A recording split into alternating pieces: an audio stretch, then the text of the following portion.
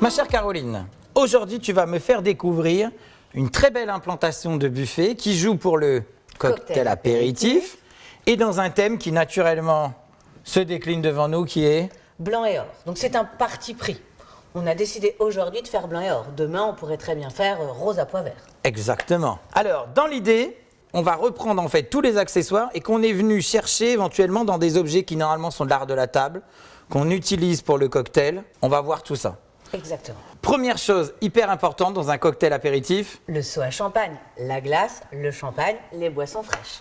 On y met justement soft, vin, rosé, toutes les boissons ici. Exactement. Et le petit glaçon qui peut éventuellement agrémenter un alcool dur ou s'il fait très chaud et qu'on a envie de mettre un petit glaçon dans un soft. Parfait. Là, on a fait de la jolie petite déco. Voilà. Ça marche toujours.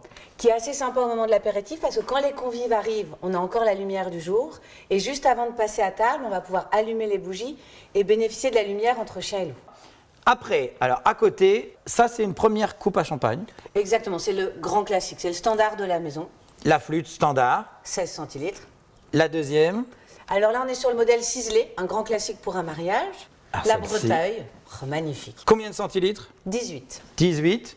Et enfin, un nouveau modèle, le sublime, qui est beaucoup plus masculin et tendance. Et là, on est sur 21 centilitres. Très bien. Ça, c'est ce que je disais tout à l'heure, c'est détourné de l'art de la table que vous utilisez aussi pour le cocktail. Et qui peut nous permettre de garder un lien entre le cocktail apéritif et la partie dîner. C'est-à-dire que là, tu annonces déjà le thème du dîner. Donc là, vous utilisez l'assiette classique qui va devenir l'assiette de présentation. Oui, alors classique, c'est quand même une assiette qui est plus grande que l'assiette plate qu'on utilise tous chez nous. C'est l'assiette de présentation qui est un peu plus grande. Pareil, là, une assiette à soupe. Exactement, une assiette à potage mais qu'on va détourner. Ça marche très bien pour y mettre des chips à la truffe ou pour y mettre du croquant où on peut comme ça picorer.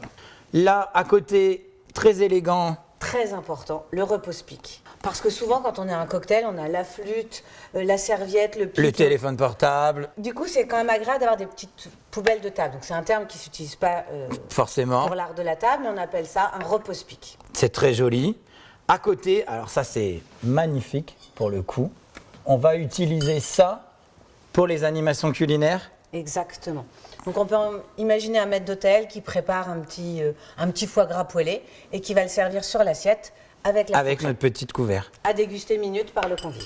Ensuite, ça c'est pareil, c'est un verre. Qu'on peut détourner. C'est très joli pareil au moment de la tombée de la nuit d'y mettre une petite bougie. Ça donne une jolie lumière dans le thème couleur, donc doré. Mais on peut très bien l'utiliser comme un verre à soft. Comme un verre à soft aussi. Exactement. Et ça marche très bien aussi pour un alcool qu'on va servir en fin de repas. Un calvados, un cognac fine champagne. Oui. Ça donne vraiment un côté grande époque. Ah carrément, c'est très joli. Alors ça, c'est très très beau. Donc l'idée, c'est que le chef prépare son animation devant les convives et viennent y mettre une chantilly de foie gras, ça marche bien, ou une émulsion, donc un côté très vaporeux qu'il fait minute et que le convive peut déguster. Et important, avec ces jolies petites cuillères. Cutipole, exactement. Magnifique. Hein. Magnifique. Très très beau. C'est le thème. Ah bah exactement, on est dans le blanc et or. Après, on va se faire un petit zoom sur les verres à soft. Alors là, on en a toute une déclinaison. On a ce très grand verre. Alors, qui est pour un dîner assis, normalement, le verre à eau. On pourrait l'envisager pour un cocktail apéritif, mais plutôt pour servir du vin. Du vin. On va avoir du mal à l'utiliser pour un soft, mais bon, pourquoi pas. Donc lui, c'est plutôt un verre à vin ou un verre à champagne. Ça, c'est un verre qu'on appelle dans notre jargon le long drink. Le long drink. Ou le tumbler. Le tumbler, voilà, c'est ça. Ça, c'est utilisé aussi bien pour l'apéritif que pour la soirée dansante parce que c'est vraiment le verre à alcool dur. Exactement. On a envie d'une vodka, on a envie d'un gin coca, on a envie de quelque chose. Exactement. Ça, glaçon, alcool dur. Bien sûr, mais après, on peut y servir un petit jus d'orange, une eau plate avec un petit glaçon, c'est parfait. Ça marche très très bien. Ensuite, eh bien, on a aussi dans le long drink une version un peu plus moderne avec le Comet, qui est un peu plus lourd. Qui est des grosses capacités, ça. Qui est des grosses capacités. Donc, on y met rarement de l'alcool fort. On va plutôt y mettre de l'eau pétillante et des softs. Mais lui, il est vraiment utilisé, j'ai envie de dire, pour de l'alcool fort. Un bon whisky, un bon cognac va très bien servir dans ce type de verre. Pour l'eau, à l'apéritif, c'est moins adapté. Ou c'est vraiment très très chic. Oui, ça se mettrait plutôt en verre à eau, en dîner assis. Ouais, très joli. Pas en cocktail apéritif. Après, on a le verre Fiesta, la Fiesta, le classique, un peu à C'est ça. l'espagnol, qui peut nous servir là vraiment pour l'eau et les softs. Et puis, on a ce fameux verre Belle Époque, qui a un certain poids, comme on l'a dit, où là, on va y servir plutôt quelque chose de recherché, un alcool fort, un bon whisky, voire même un petit cocktail. Ah, ça, oui, c'est vrai que ça peut être pas mal. Mais un bon verre d'eau va très Ah oui, bien. oui. Ensuite, on a utilisé forcément les rehausses toujours pour donner de la hauteur, du buffet, du graphisme volume, et du absolument. volume. Ça, c'est très joli. Et alors, après, tu vas avoir utilisé plein de petites choses. Ça, c'est plutôt pour les animations culinaires.